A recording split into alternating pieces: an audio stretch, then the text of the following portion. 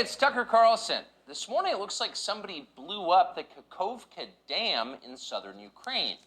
The rushing wall of water wiped out entire villages, destroyed a critical hydropower plant, and as of tonight, puts the largest nuclear reactor in Europe in danger of melting down. So, if this was intentional, it was not a military tactic, it was an act of terrorism.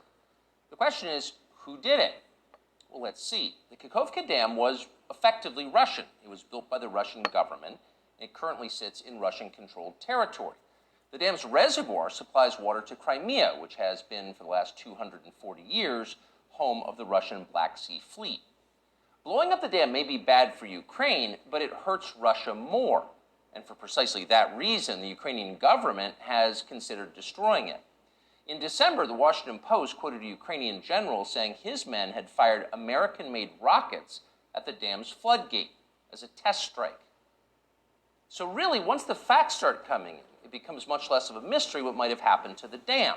Any fair person would conclude that the Ukrainians probably blew it up, just as you would assume they blew up Nord Stream, the Russian natural gas pipeline, last fall.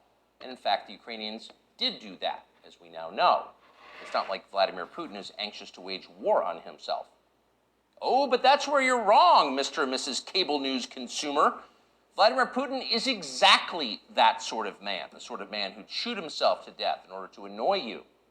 We know this from the American media, which wasted no time this morning in accusing the Russians of sabotaging their own infrastructure. Bill Kristol, the man who once told us that Saddam Hussein was responsible for 9/11, immediately denounced Putin as a war criminal and even more savagely compared him to Donald Trump. The rest of the pundit class made similar, clearly coordinated noises. Putin did it! Putin did it! And their reasoning was simple. Putin is evil, and evil people do evil things purely for the dark joy of being evil. In this specific case, Putin attacked himself, which is the most evil thing you can do, and therefore perfectly in character for a man that evil. That was their explanation. No one who's paid to cover these things seemed to entertain even the possibility it could have been the Ukrainians who did it. No chance of that. Ukraine, as you may have heard, is led by a man called Zelensky. We can say for a dead certain fact that he was not involved. He couldn't have been. Zelensky is too decent for terrorism. Now, you see him on television, and it's true you might form a different impression. Sweaty and rat-like, a comedian turned oligarch, a persecutor of Christians, a friend of BlackRock. But don't believe your own eyes. Actually, Mr. Zelensky is a very good man. The best, really. As George W. Bush once noted, he is our generation's Winston Churchill. Of all the people in the world, our shifty, dead-eyed Ukrainian friend in the tracksuit is uniquely incapable of blowing up a dam. He's literally a living saint, a man in whom there is no sin. That's why Lindsey Graham is so attracted to him. They're just two good people, hanging out together and being good. And like all good people, when they meet in person, they spend a lot of time talking about killing people and laughing like friends do. Here's the pair last week. Free or die. Free or die. Now you are free. Yes. And we will be. And the Russians are dying. It's the best money we've ever spent. Thank you so much. No, The Russians are dying. It's the best money we've ever spent, Graham says.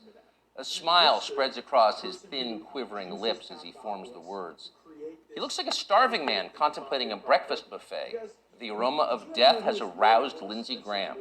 Thanks so much, replies Zelensky. He feels the same way. See, there's nothing dark here. Just two middle-aged guys celebrating the killing of a population. They don't seem like the kind of people who'd enjoy flooding villages or starting a famine. And in any case, who cares if they are? It's really not your business. Your job is to support Ukraine. Watch Nikki Haley, a Republican candidate for president, explain this principle on CNN.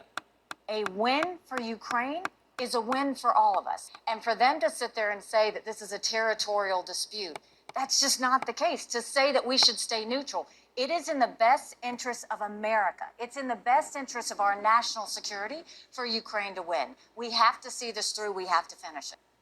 See? It's very easy to understand. It is vitally important for you to support Ukraine because it's necessary for Ukraine to be supported by you. your support is mandatory until it's finished, whatever it is, and whatever that means. So shut up and support Ukraine, or else you're in trouble. Back when they still taught logic, statements like this were known as tautologies. Something is true because it is. The more you repeat it, the truer it becomes. It's a self-reinforcing reality.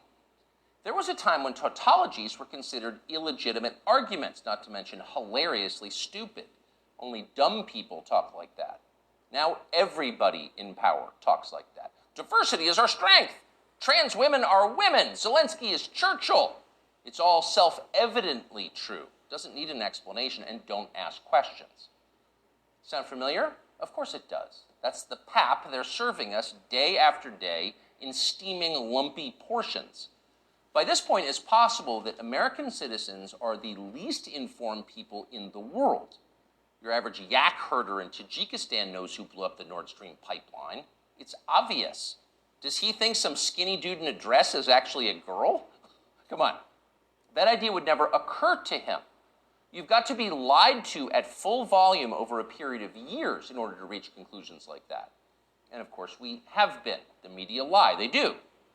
But mostly they just ignore the stories that matter. What's happened to the hundreds of billions of US dollars we've sent to Ukraine? No clue. Who organized those BLM riots 3 years ago? No one's gotten to the bottom of that. What exactly happened on 9/11? Well, it's still classified. How did Jeffrey Epstein make all that money? How did he die? How about JFK? And so endlessly on. Not only are the media not interested in any of this, they are actively hostile to anybody who is. In journalism, curiosity is the gravest crime. Yesterday, for example, a former Air Force officer who worked for years in military intelligence came forward as a whistleblower to reveal that the US government has physical evidence of crashed non-human-made aircraft, as well as the bodies of the pilots who flew those aircraft. The Pentagon has spent decades studying these otherworldly remains in order to build more technologically advanced weapon systems. Okay, that's what the former intel officer revealed, and it was clear he was telling the truth. In other words, UFOs are actually real, and apparently so is extraterrestrial life. Now we know. In a normal country, this news would qualify as a bombshell, the story of the millennium. But in our country, it doesn't. The whistleblower's account ran on a technology website called The Debrief, which you've probably never heard of. The Washington Post had that story, but decided not to run it. The New York Times, meanwhile, just pretended it never happened. On the front page of the New York Times website this morning, there were 5 stories about Ukraine, as well as 4 stories apiece about Donald Trump, trans people, and climate change, the usual lineup. There was nothing at all about how an alien species is flying hypersonic aircraft over our cities. Not one word. So if you're wondering why our country seems so dysfunctional, this is a big part of the reason. Nobody knows what's happening. A small group of people control access to all relevant information, and the rest of us don't know. We're allowed to yap all we want about racism, but go ahead and talk about something that really matters and see what happens. If you keep it up, they'll make you be quiet. Trust us. That's how they maintain control. When Western tourists first started traveling in large numbers to the Soviet Union in the early 1970s, they found that many Russians had a completely warped understanding of the United States. They thought that Americans lived in grinding poverty, in a state of perpetual race war, and were desperate to flee to the freedom and prosperity of the Eastern Bloc. They thought this because that's what they had been told. They had no way to know otherwise. The few Russians who understood what was really going on in the rest of the world had learned about it from listening to shortwave radio broadcasts, sometimes under the covers so the neighbors wouldn't hear. 50 years later, it is bewildering to consider the ironies here. We're the ones who live in ignorance now. The US government has managed to classify more than 1 billion so-called public documents. So at this point, we can't possibly know what our leaders are doing. We're not allowed to know. By definition, that is not a democracy. Yet it's fine with the media. Secrecy is a powerful tool of control. Stop asking how we got so rich. Here's another story about racism. Go eat each other. That's the program. That's how most of us now live here in the United States. manipulated by lies, silenced by taboos. It is unhealthy and is dehumanizing, and we're tired of it. As of today, we've come to Twitter, which we hope will be the shortwave radio under the blankets. We're told there are no gatekeepers here. If that turns out to be false, we'll leave. But in the meantime, we are grateful to be here. We'll be back with much more very soon. People say the news is full of lies.